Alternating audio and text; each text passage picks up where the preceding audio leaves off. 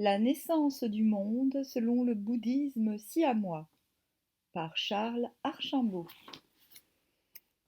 Hop. Dans le bouddhisme, à maintes reprises, le Bouddha affirme, ainsi qu'il est rapporté par exemple au premier chapitre du Digha Nikaya, que l'on ne peut rien affirmer, ni l'éternité, ni la non-éternité du monde, et que seul le problème de la délivrance est important. Celui de la création est donc au départ un sujet réservé. Mais par la suite, nombreux seront les textes qui traiteront de l'ordre du monde. Il est vrai que dans la plupart des cas, il s'agit plus d'une cosmologie que d'une cosmogonie. Pourtant, un aspect dynamique se superposera par endroits à cet aspect statique de l'univers. C'est ainsi qu'au troisième chapitre de la Bidharmakosa de Vasubandhu, vers le IVe siècle de notre ère, nous trouverons un exposé que l'on peut regarder comme le schéma classique de la cosmogonie bouddhique. Il ne s'agit plus là de démiurge, ni même de principes impersonnels, à la manière dont l'entendait le brahmanisme. Le monde n'est plus que le produit du karman. C'est le fruit des actes commis par les êtres dans les kalpas antérieurs. En voyageant vers l'extrême-orient, le bouddhisme a gardé ses légendes propres. C'est pourquoi la théorie cosmogonique restant à peu près la même partout, on pourra en prendre connaissance à l'aide d'un exemple choisi dans l'un des pays de tradition bouddhique. Ce sera le Siam qui illustrera l'idée de création telle que l'entend le bouddhisme. Si la cosmogonie de Kuhn Bullum, actualisée lors des cérémonies du renouveau, permet au peuple Lao d'abolir périodiquement le temps de l'histoire, la cosmogonie siamoise, purement bouddhique, décèle dans le rythme de l'univers un caractère de répétition et confère au temps une direction cyclique. Création ou évolution. Merde, il y a la machine qui s'énerve. Création ou évolution, destruction ou involution, recréation ou retour inverse se succèdent éternellement et ainsi le temps se régénère sans cesse. Mais cette régénérescence automatique ne satisfait plus l'être humain qui, dédaigneux de tous les âges d'or, se sent prisonnier du temps et cherche à s'en évader par l'obtention du nirvana. Cette cosmogonie, tirée des textes palis du Visuddhinamagga et de l'Agganasutta, est exposée dans la somme cosmologique du roi Luthai, intitulée Histoire des trois mondes.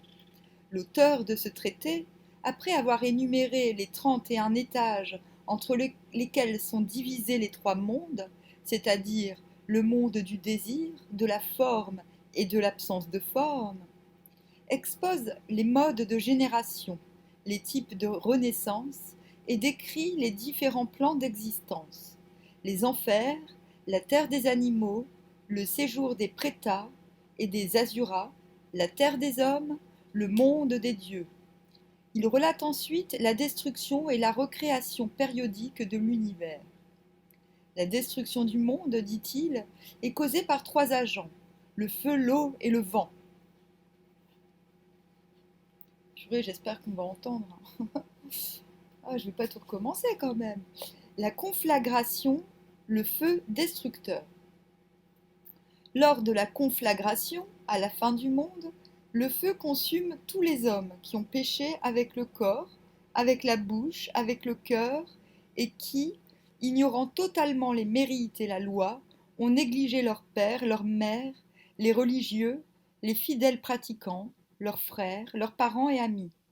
Se considérant les uns les autres comme des cerfs, les cervos porcinos, comme des canards, des poules, des porcs, des chiens, des éléphants, des chevaux, ils se poursuivent, se tuent, se taillent en pièces.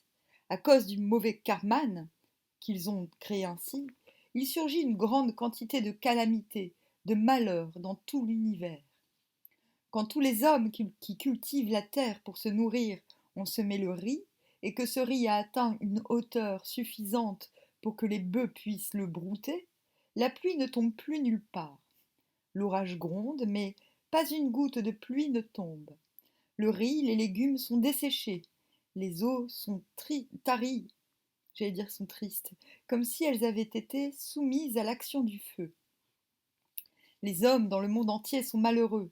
Ceux qui possèdent la raison, la vue d'un tel prodige, incitent leur cœur pur et pieux à accomplir avec zèle des actes méritoires et à respecter leurs parents, les personnes âgées, les religieux. Quand ils meurent, ils vont renaître dans le Devaloka. Quand ils meurent dans ce Devaloka, alors ils vont renaître dans le Brahmaloka, que les flammes n'atteignent pas. C'est le monde des brahmanes ou des dieux de méditation. Il comprend 16 terres réservées aux êtres qui ont pratiqué les différents stades de la technique de méditation ou jhana. Ainsi, ceux qui ont dépassé le degré inférieur du premier jhana ne peuvent renaître que dans la terre de la compagnie des brahmanes. Ceux qui ont atteint le plan supérieur ou quatrième jhana obtiennent la 16e terre ou terre des êtres sublimes. Les hommes qui ne sont pas raisonnables, qui n'accomplissent pas d'actes méritoires et ne respectent pas la loi, vont, à leur mort, renaître dans les enfers que les flammes n'atteignent pas. Tous les caïmans, les tortues, les crocodiles sont consumés et crèvent comme si on les avait exposés à dessein au soleil, et ils gisent çà et là sur toute la surface de la terre. En un instant, on voit 2 soleils s'élever, tels des faces de filles Sewa et de filles Praï, qui viendraient saisir de leur gueule les hommes agonisants. Sont des esprits gardiens d'un territoire. Certains sont considérés comme des démons dangereux. Ils sont de mauvais esprits que libèrent les femmes mortes en couches. Quand un soleil tombe à l'horizon, l'autre s'élève et ils alternent ainsi dans l'air brûlant. Partout la lumière luit, il n'y a plus de nuit. À ce moment, tous les hommes qui ne sont pas encore morts s'embrassent les uns et les autres, crient et sèchent leurs larmes, méditent sur les mérites, la loi, les dispositions bienveillantes. Quand ils meurent, ils vont renaître dans le Devaloka. Les 2 disques solaires dégagent une chaleur telle que tous les fleuves, les rivières, les ruisseaux, les pièces d'eau, les canaux, les étangs, les mares, les puits, les lacs voient leur niveau diminuer et tarissent. Au bout de peu de temps, rapidement, un autre disque solaire s'élève. Cela fait 3 disques. Quand l'un se couche, l'autre reste au zénith. Le 3e s'élève et l'intensité de la chaleur augmente. Les 5 grands fleuves tarissent. Au bout de peu de temps, rapidement, un 4e soleil s'élève. Tous les puissants dragons d'or et les crocodiles périssent. Puis au bout de peu de temps, rapidement, un 5e soleil surgit. La mer se dessèche, sa profondeur n'atteint plus que la hauteur du poignet. On aperçoit alors l'argent, l'or et les gemmes de 7 espèces qu'elle recèle. L'inondation cosmique. 7 soleils apparaissent ainsi. Les 7 grands poissons monarques de la jante aquatique, qui ont chacun une longueur de 4 millions de toises, fondent. L'huile qu'ils répandent consume les continents, les montagnes, fluant d'une terre à l'autre. Les contrées s'embrasent telles de simples forêts. Les palais des divinités s'effondrent. La cité du roi des dieux, Indra, elle-même est touchée par les flammes. L'incendie qui a détruit de fond en comble tous les enfers ravage la terre des délices et s'étend jusqu'aux étages inférieurs du monde des brahmanes. Quand le feu brûle ainsi, tous les dévatas et les brahmanes s'enfuient vers les étages supérieurs, qui sont hors d'atteinte des flammes. Ils se pressent à l'étroit, comme des grains de poudre que l'on comprimerait. Longtemps, longtemps après, la pluie se met subitement à tomber. Au début, il tombe une goutte semblable à un grain de poussière. Longtemps après, il en tombe une autre, semblable à une graine de laitue.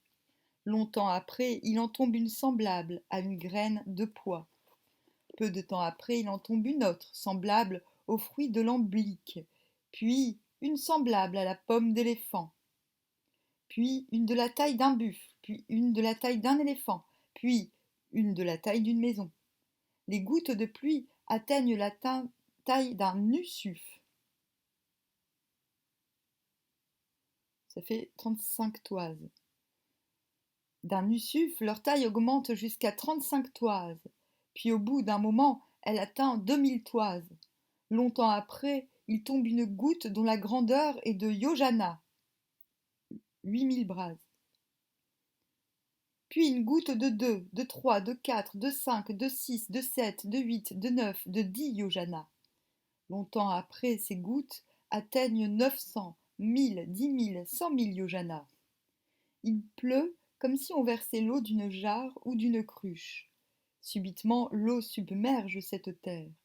Au bout d'un moment, elle submerge le Chatuma Aras Ikabumi, séjour des 4 gardiens du monde, puis la ville des 33, la ville d'Indra et l'étage Yama. Elle submerge alors le Tusita, le Nimanara Tibumi, puis le Paranimi Tavasavati Bumi. Puis le Paranimi Tavasavati Muni, je l'avais déjà dit. Les eaux submergent rapidement jusqu'aux 3 étages de Brahman qui portent le nom de Brahmapari-Zaja, Brahmapuri-Oyita, Malaha Brahma. La pluie alors ne tombe plus, les eaux restent stationnaires. À partir de là, la pluie cesse. Les vents et la reconstitution des mondes. Les flots recouvrent bientôt tout l'univers et s'élèvent jusqu'aux étages des Brahmanes. 4 vents soufflent alors sur cette nappe d'eau, et lentement, par un processus dont les phases rappellent celles du développement d'un embryon, font apparaître étages célestes, terre et continents. Ces 4 vents soufflent sur l'eau, en soulevant des vagues, et la transforment en une surface qui est comme couverte de boursouflures boueuses. Puis cette surface se transforme en kalala, telle l'eau qui sert à faire bouillir le riz. Puis les kalalas se métamorphosent en ambudas, telle la bouillie du riz. Puis les ambudas se transforment en pésis, les pésis en ganas, ayant la forme de lingots. Puis les boursouflures boueuses se transforment en terre comme auparavant. Monde brillant, splendide comme l'ancien, regorgeant de diamants comme autrefois. Cet étage s'appelle le Maha Brahmabhumi. Les groupes de brahmanes descendent y habiter comme autrefois.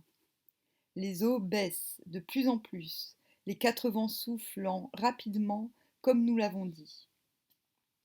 Les vents soufflent sur l'eau en soulevant des vagues et la transforment en écume. Puis l'écume se change en kalala, telle l'eau qui sert à faire bouillir le riz. Puis ces kalalas se transforment en ambudas, telle la bouillie de riz. Puis ces ambudas se transforment en pésis, en terre comme auparavant. Terre qui brille dans sa splendeur recouvrée et qui est couverte comme autrefois de palais de gemmes. C'est la terre des Brahmalokas. Les groupes de brahmanes viennent y résider. Les eaux diminuent sans cesse de plus en plus. Les 4 vents soufflent sur l'eau, la transformant en écume. L'écume se transforme en kalala, puis les kalalas en ambudas, ceux-ci en pésis, les pésis en ganas, puis ces ganas se changent en terre comme auparavant. Terre brillante, splendide, semblable à celle d'antan, couverte de palais de gemmes. Cet étage porte le nom de Paranimu Mitavasavati.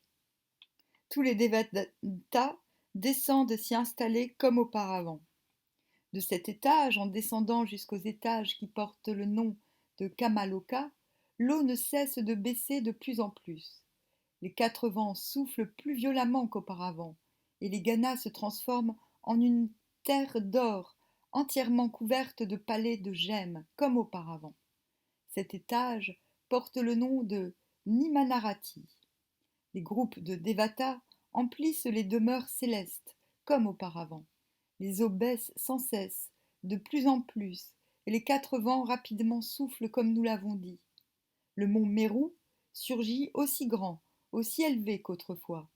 Les 7 chaînes de montagnes, les 7 fleuves qui les entourent surgissent. Les 4 grands continents surgissent ainsi que les 2000 petites terres qui les entourent comme autrefois.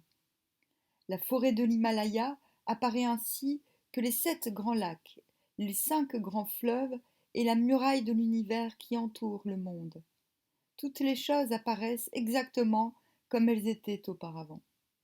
La terre des hommes apparaît ainsi que les enfers et la terre des prétats. Quand l'inondation est terminée et que la pluie tombe normalement sur cette terre, la terre est parfumée, savoureuse et délicieuse, comme le potage au riz. À ce moment, les groupes de brahmanes qui demeurent dans l'Abhasara, ayant épuisé leur mérite, meurent et descendent renaître en tant qu'êtres humains, selon la génération spontanée. Ces êtres-là ne sont alors ni hommes ni femmes, ils sont comme tous les brahmanes. Ils émettent des rayons brillants, splendides, et possèdent le pouvoir magique de voler dans les airs, et jamais ils ne mangent le moindre aliment. La joie et le bonheur leur tiennent lieu de nourriture. Oh, des respiriens! Tous ces brahmanes, voyant que la terre est parfumée, ainsi, font de cette terre parfumée leur nourriture quotidienne. En conséquence, 3 jours après, il leur vient de mauvaises pensées, et tous les rayons qu'émettait leur corps disparaissent. Dès lors, toute cette terre est plongée dans les ténèbres, et ils ne voient plus ni ne distinguent plus rien. Devant cette obscurité qui est telle, tous les êtres pensent alors: comment ferons-nous pour voir? À ce moment, à cause de la puissance en mérite acquise par ces êtres qui renaissent en cette terre, la lune et le soleil réapparaissent tels qu'autrefois. C'est presque fini. C'est un court chapitre. Les décadences enchaînent et le contrat social. Oh. Les étoiles à nouveau illuminent le ciel. Les saisons reprennent leur cours. Mais déjà, la désagrégation succède au temps de la récréation, de la recréation. Quand dans l'Abhasara, les brahmanes dégustaient le fruit de leur mérite, ils ne pouvaient distinguer les saveurs. Ils ne connaissaient ni le riz ni l'eau. Seule l'extase les nourrissait. Leur mérite épuisé, ils durent goûter à ce suc surgi de terre par la puissance même de leur karman. Et déjà, leur corps présente les premières tavelures symptômes d'un mal trop humain.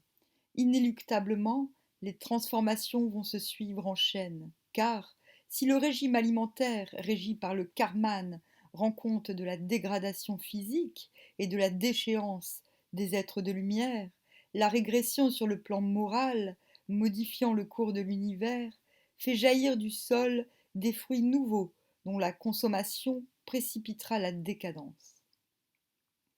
Des âges se succèdent, âge de la saveur de la terre, âge des monticules de boue, âge de la liane. C'est à l'âge du riz que la différenciation des sexes s'opère. La honte, la pudeur, sentiments nouveaux, s'éveillent dans le cœur des êtres. Chacun s'enferme dans sa démesure, clôt son grenier. La propriété naît, engendrant les disputes et contraignant les êtres humains à établir le premier contrat social. C'est marrant parce que c'est très biblique, hein, tout ça. Parce que moi je pars du principe que l'allégorie de la pomme n'en est pas une. Qu'avant de croquer la pomme, ils ne se nourrissaient pas de... Les gens, les Ève et Adam, là, ne se nourrissaient de rien. En tout cas, pas de nourriture matérielle. Comme les hommes se relâchent et oublient les mérites et la loi, la terre parfumée dont tous les hommes se nourrissaient disparaît alors dans les profondeurs, et des monticules de terre, semblables à des champignons qui percent, surgissent puis s'enfoncent dans le sol. Alors croît une liane nommée Pathalhalada, semblable à l'Hippomea aquatica et extrêmement savoureuse. Tous les hommes font alors de cette liane leur nourriture quotidienne. Au bout d'un certain temps, les hommes négligent complètement les mérites et la loi. Cette liane, Pat Fat Alada se résorbe et disparaît. Il pousse un riz nommé riz primitif, dépourvu de balles, qui, sans qu'il y ait besoin de le piler, devient blanc spontanément. Ce riz devient plan, pousse tige, rimondé spontanément, et il n'y a pas besoin de le plier, de l'exposer au soleil, de le vanner. S'il désire manger quelque chose avec ce riz, toutes sortes de mets peuvent surgir comme accompagnement. Quand tous les hommes mangent de ce riz ainsi, ils excrètent, se battent. Il en est ainsi jusqu'à maintenant.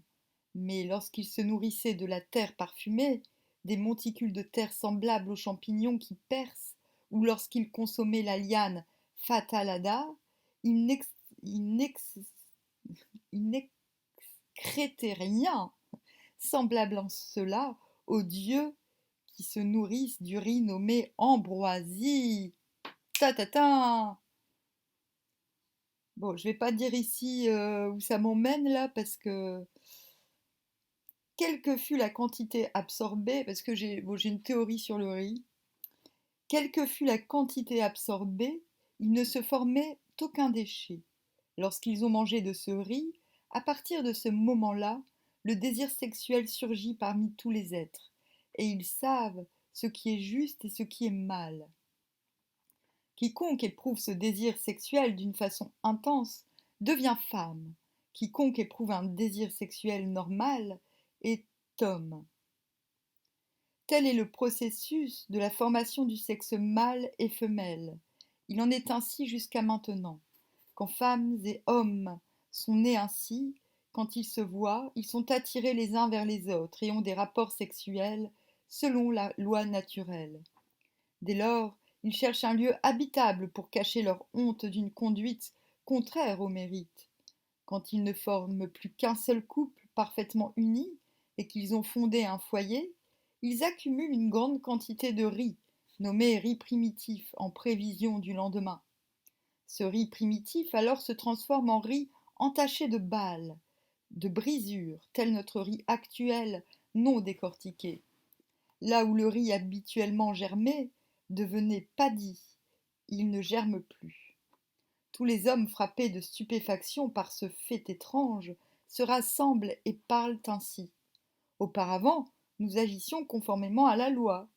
Désirions-nous quelque chose, nous obtenions l'objet de notre désir. Quoique nous ne mangions aucun aliment, nous étions cependant rassasiés. Si nous allions en quelque lieu, nous empruntions la voie des airs. Possédant un gîte, nous étions heureux, tranquilles. Notre corps émettait des rayons qui illuminaient l'univers. La terre parfumée surgit pour notre profit, et à l'envi, désirant goûter sa saveur, nous nous nourrîmes de cette terre parfumée. Les rayons lumineux qui fluaient de notre corps disparurent. Nous fûmes plongés dans les ténèbres. Nous avons désiré recouvrer ces couleurs brillantes. C'est alors que surgirent le soleil et la lune, nous prodiguant leur clarté. Nous avons agi contrairement à la loi, et la terre savoureuse disparut. Elle se changea alors, tels ces champignons qui germent, en monticules terreux offerts à notre faim. En fait, là, ce que le gars est en train de dire, grosso modo, c'est que les, les, euh, les astres sont comme des ganglions. Charmant. À nouveau, nous nous sommes empressés de commettre des actions contraires à la loi.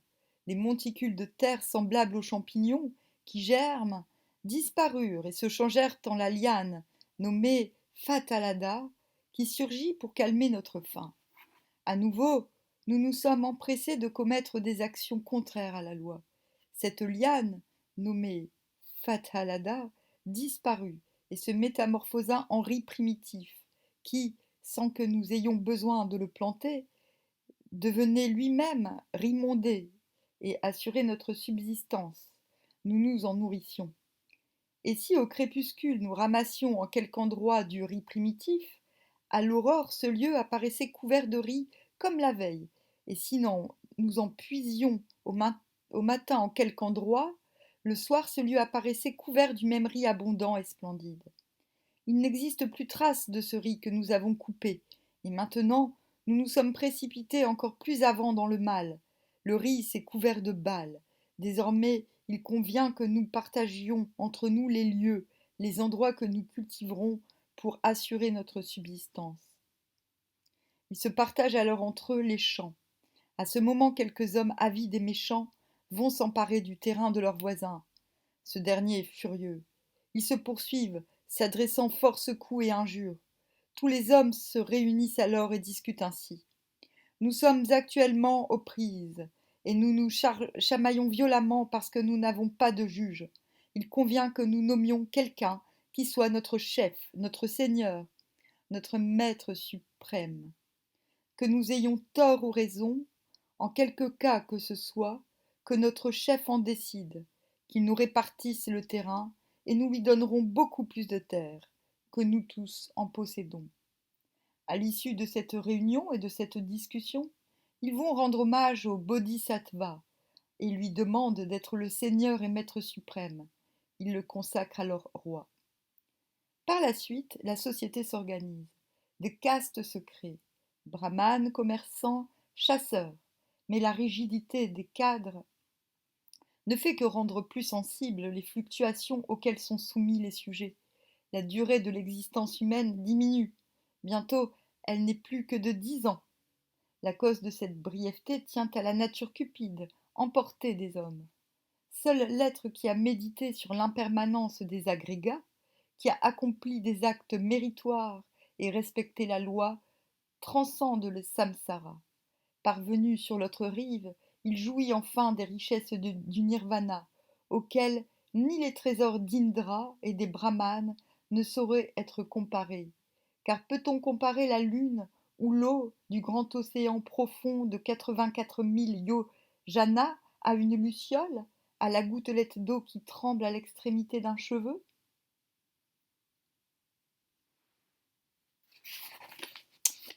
Et ben voilà, sans commentaire, hein, sans commentaire. Je dirais que c'est oui, hop. Bon, prochain chapitre, hein, au Laos, la naissance du monde selon les traditions Lao. Voilà, c'est bien, hein? Oui, c'est bien, c'est bien. Tchoum!